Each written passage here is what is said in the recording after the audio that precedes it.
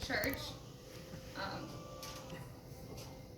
Good afternoon, my name is Brittany, and I'm the oldest grandchild of Henry, but I'm sure you all know that since he always talked about all of his family with such pride. Today we said goodbye to one of the most amazing men we knew. It breaks my heart that he's no longer with us, but I'm honored to say a few words about him on behalf of all his grandkids. Although he's not physically here, he will always be with each of us, his family and friends, every day. There will never be enough words to describe how special a person my Poppa was. From all the condolences we received over the past week, it is easy to see just how many lives he's touched through the memories everyone has shared. He had a contagious smile that brightened the room and lived to spend every minute he could with his wife and family, especially his grandchildren. He was always easy to talk to and was full of wisdom and advice. He was the person everyone wanted to be around and were blessed to have in their lives. I don't think I will ever understand why he was taken from us so soon, but I am forever grateful for the nearly 30 years I was able to spend with him. His love with Grammy was something all of us aspire to have, and stood as a perfect example of what a marriage should be. They always balanced each other out and were an amazing team that we all looked up to.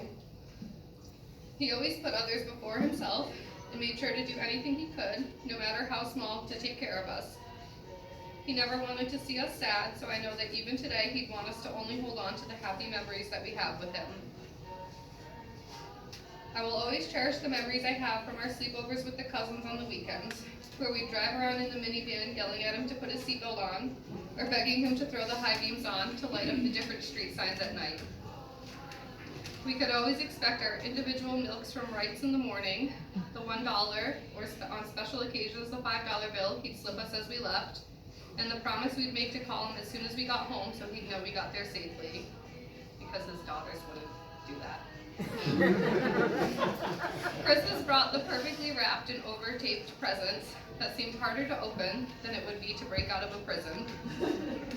Each of us opened multiple presents as soon as they hit our hands, but Poppa would still be on his first, not only because he wanted to carefully take off the wrapping paper in hopes of saving it, but also because he wanted to take in the joy around him. Then there was the family vacations to Disney or on cruises where he'd always stay behind the group to make sure everyone was together and no one was left behind, although we were more worried about leaving him behind. I've never met someone with motion sickness so excited to go on a cruise or to follow us around theme parks and not ride any rides. All he wanted was to spend time with his family, even if that meant sitting on a bench by himself watching all of our belongings while we waited hours to ride a ride. Every time he saw us, he'd hug us tight and ask how we were doing. You couldn't just say good, because he'd ask again to make sure it was the truth.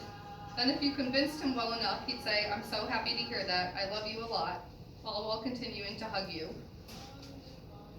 I've missed these hugs, especially over the last year, and I wish I could have one more now and never let him go. I get those countless memories because Poppa meant so much to us all and taught us just as much. But in closing, from his favorite Disney ride, I will share, there's a great big beautiful tomorrow shining at the end of every day. There's a great big beautiful tomorrow, and tomorrow's just a dream away. We love you forever, Poppa.